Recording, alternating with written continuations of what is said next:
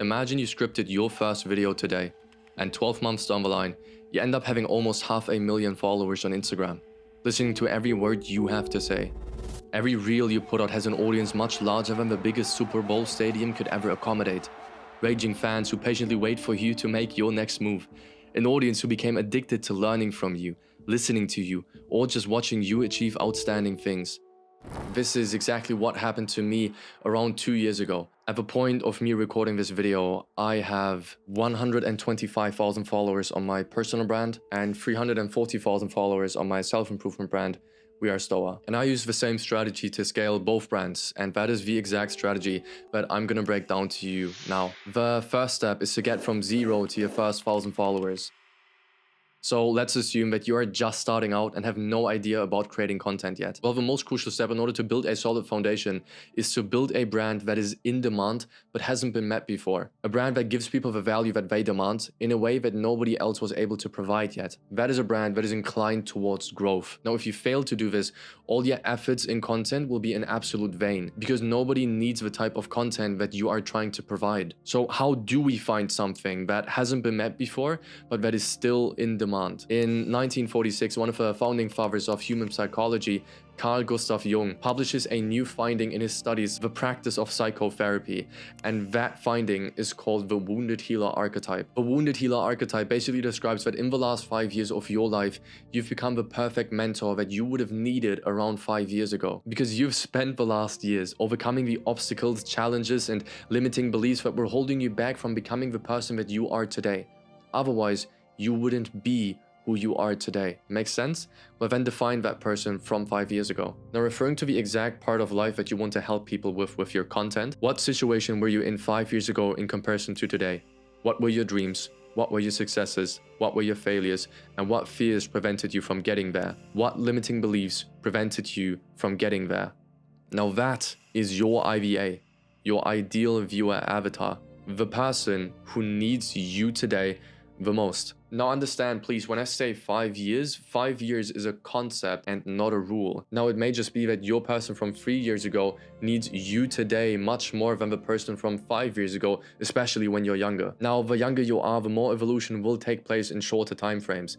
If you're in your 20s, you will encounter a lot of challenges and new conditions that you need to adapt to, which is why you will have a lot of change in your 20s in comparison to your 40s, where life becomes a bit more stale because you kind of have life figured out and there's nothing anymore that surprises you so much, but you need to adapt to it in a very short amount of time. I am 20 years of age, and 5 years ago, I was sitting in my room playing Fortnite, being happier than ever. However, 2 years ago, I left Europe, Germany for the first time ever to move to Australia and start my first business. And that business failed miserably. So much so that I was almost homeless. I was 2 weeks away from being evicted, and I found a construction job and I needed to work construction every single day just so that I wouldn't end up homeless. And back then, I would have needed me today a lot to tell me what to do and to tell me that everything is going to be okay as long as I keep going. Because I didn't even have enough money to eat anything except pasta. That haunts me until today. Which of these two people, me 5 years ago playing Fortnite or me 2 years ago facing homelessness, would need me as a mentor today the most? Of course, it is me 2 years ago. Now, it is time to put out ideas that are not only applicable to your ideal viewer avatar, but that also have a lot of potential to go viral. Because otherwise, you're going to put all your effort into ideas that didn't even have any potential in performing in the first place. And the way to do that is to look for mentor profiles. A mentor profile is somebody whose content you appreciate, or even somebody whose content you have appreciated for the last few years. Somebody who has a similar IVA to you. My mentor profiles were Callum Carver and Tom Noski. If I looked at Tom Noski, I didn't really like his ideas, but I loved the way he edited his videos, the visuals that he picked, the subtitles that he had, the way he spoke and the words he spoke, because he was able to convey such intense emotions through the way that he talked into the camera. And I also loved Callum Carver's video ideas. However, none of those two have solved the same problems that I've solved in my life before. So I took Tom Noski's colors and visuals and editing and his music to take it as inspiration, and I took Callum Carver's ideas as inspiration as well. That way, I knew that my ideas were in demand. Plus, I met those demands with my own pieces of advice because I could give them all the advice I gained from the last 2 years of facing failure in business and homelessness, and basically pulling myself out of the deepest hole in my life ever, simply for learning a skill online and then offering that skill to other businesses.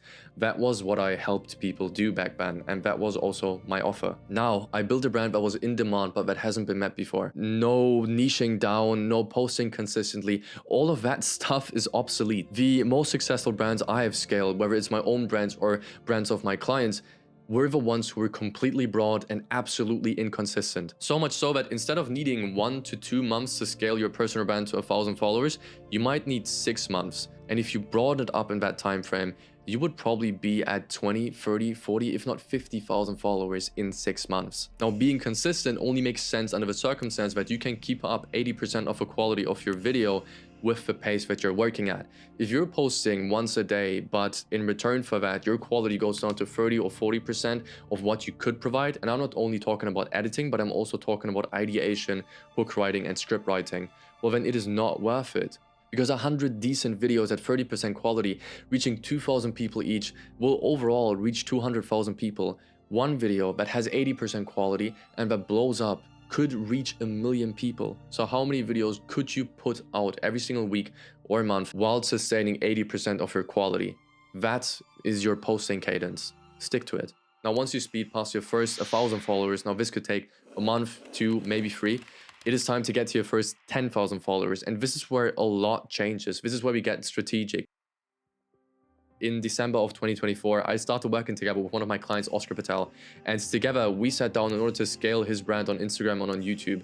And I remember him posting a transformation of himself that reached 40 million views, and that blew up the entire brand. We gained tens of thousands of followers just overnight, and over the next few days we gained even more.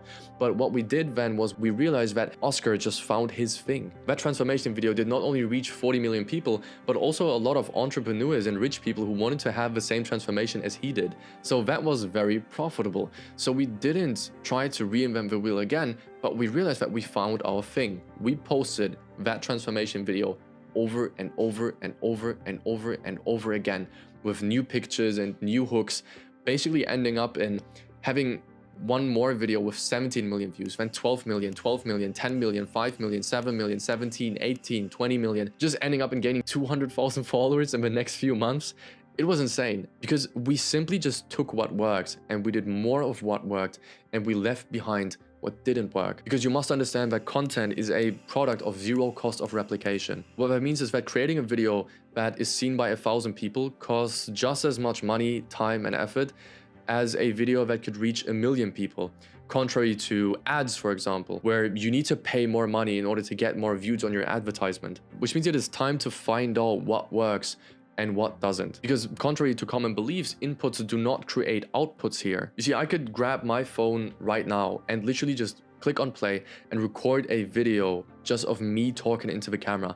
And I could upload that on Instagram, and that video could reach hundreds of thousands of people, whilst somebody else who invests hours and hours into video editing and script writing and writing hooks and ideation could just reach 1,000 people, despite me taking 20 minutes to produce a video and him taking 20 hours to produce a video, because I know what performs on social media and he doesn't. The next step is to collect data, to find out what works and what doesn't. In the beginning, we tried to only go into quantity, basically just using other people's ideas that worked already. But now it is time to leave behind the videos that didn't work and only focus on the videos that did work. So we can do more of what works and less of what doesn't. Now, keep your posting cadence up, but look at your data. Analyze which intros led to the smallest drop-offs in watch time and which to the biggest drop-offs, which scripts retained the watch time the longest and which the shortest, which calls to action led to the most actions and which to the least, which ideas led to the best performance in views and which to the worst. Then do more of what worked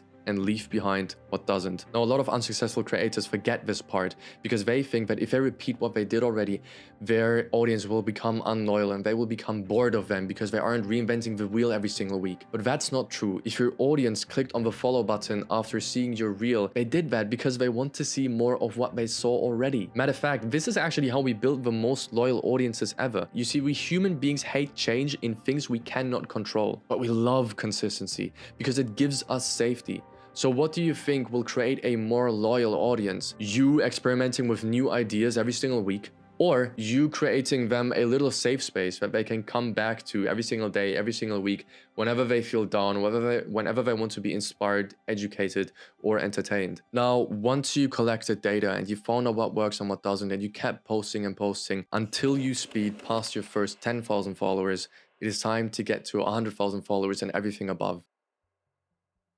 Now, I have been consulted by Iman Gadzhis and his C-suite team for the last 6 months. Hate this man or love this man, he made $100 million with his personal brand. So I knew that I could learn a thing or two, and you can too. The first one thing I learned from Iman that really helped me out, then it is that Iman is a great thinker.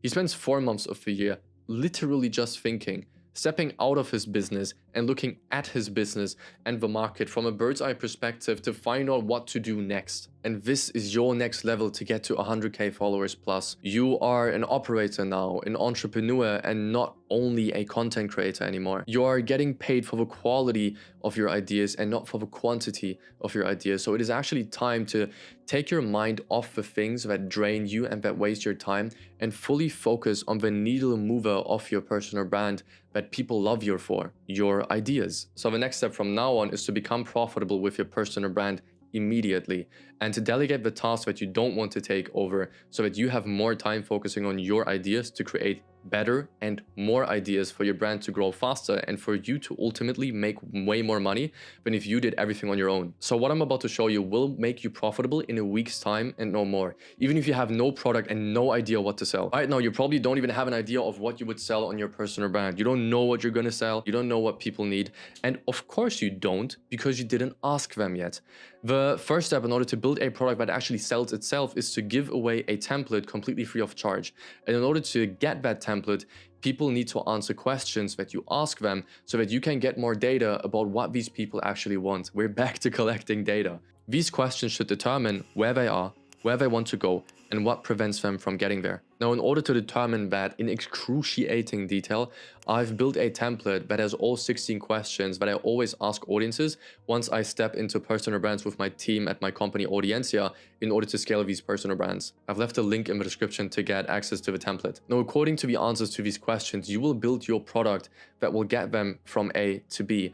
And you will build your marketing campaigns in order to get them to actually believe you that you can get them from A to B. People think that marketing is this huge Mount Everest of a mountain that you need to first climb in order to learn how to write copy, and you need to learn how to formulate nice sentences and have nice wordings and have a huge vocabulary and everything. But my copy outperforms native speakers because the 20% that actually account for 80% of the results are data. If I know exactly where my audience is and exactly where they want to go and what prevented them from getting there, and every single method or product or technique that they tried out in order to get from A to B, then I know how to sell to them. If I know that you want to build a personal brand, but you're simply not getting the results that you want, but you focus on consistency and authenticity and providing value, then I know that you're only seeing the top of the iceberg, but you're not seeing all the layers beyond that top of the iceberg. Like, for example, building a team, like building a proper product, like becoming profitable, like leadership, like collecting data and analyzing what works and what doesn't, which are all things that I learned from the last 2 years of experience, plus from Iman and his team. Therefore, my offer is a consulting offer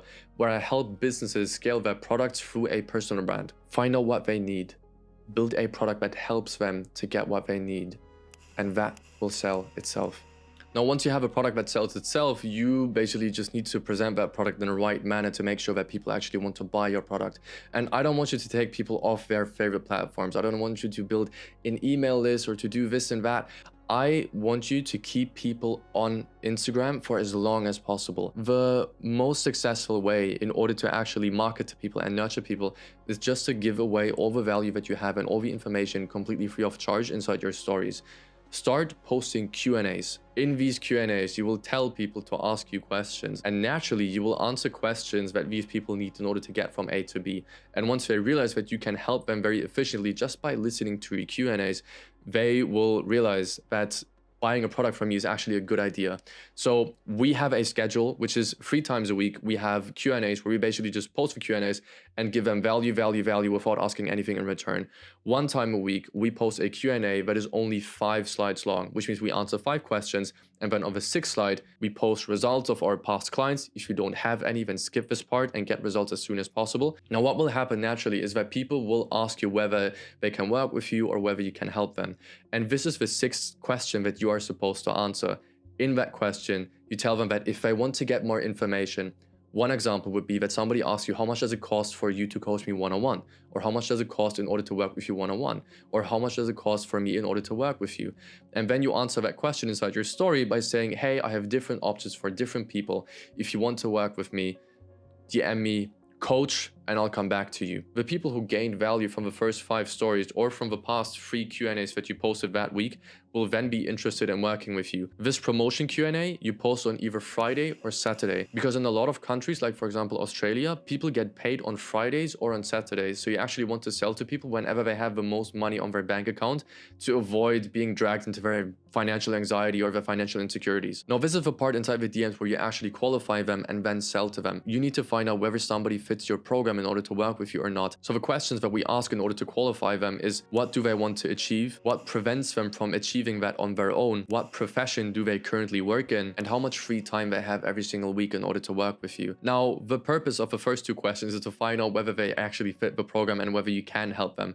The third question of a profession is actually to find out whether people could even afford your product. If you have a $2,000 or $3,000 coaching program and somebody tells you that he's a broke student from a third world country, with all due respect, he is not going to be able to afford $3,000 for your coaching program. And that's okay, but you just need to filter those people out so that you don't waste their time and they don't waste your time. If you want to go safe, you can also ask them how much money they have saved up. But usually as soon as you do that, people have their guards up and they don't show up on calls because they feel like they're just being sold to.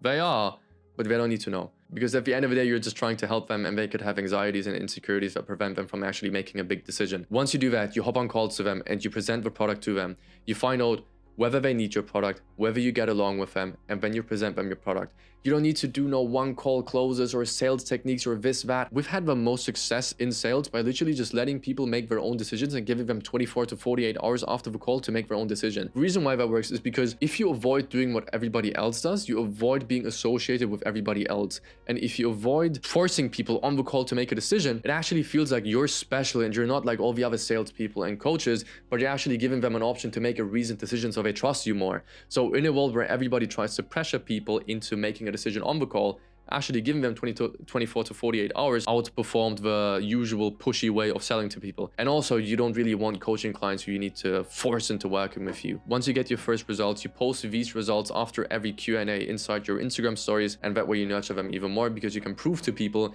that the thing that you offer actually works. Now, this is where it gets interesting because you're going to use that money that you just made in order to build your own team. Now, the first people to hire are appointment setters and video editors. I would only hire appointment setters after you had your first 100 to 200 conversations with your audience, because after you had those conversations, you have a way better understanding of what people need and why they buy and why they don't buy. After that, hire an appointment setter and give them a 5% revenue share of the money that you actually bring in with the appointments that you set. If they set an appointment for your coaching program for $3,000, you give them 5%, which is $150. They make money, you make a lot more money because now they are actually inclined in order to set you more appointments. Now, you may pay them more than if you just paid them a $2 an hour wage like some people do, but these people will set less appointments because they have no reason in order to set as many appointments as possible. And that is what Naval Ravikant calls the principal agent problem, which is basically that if you don't tie somebody's performance to the money that they are being paid, well, then they will not perform as well as they could and their performance will drop off automatically.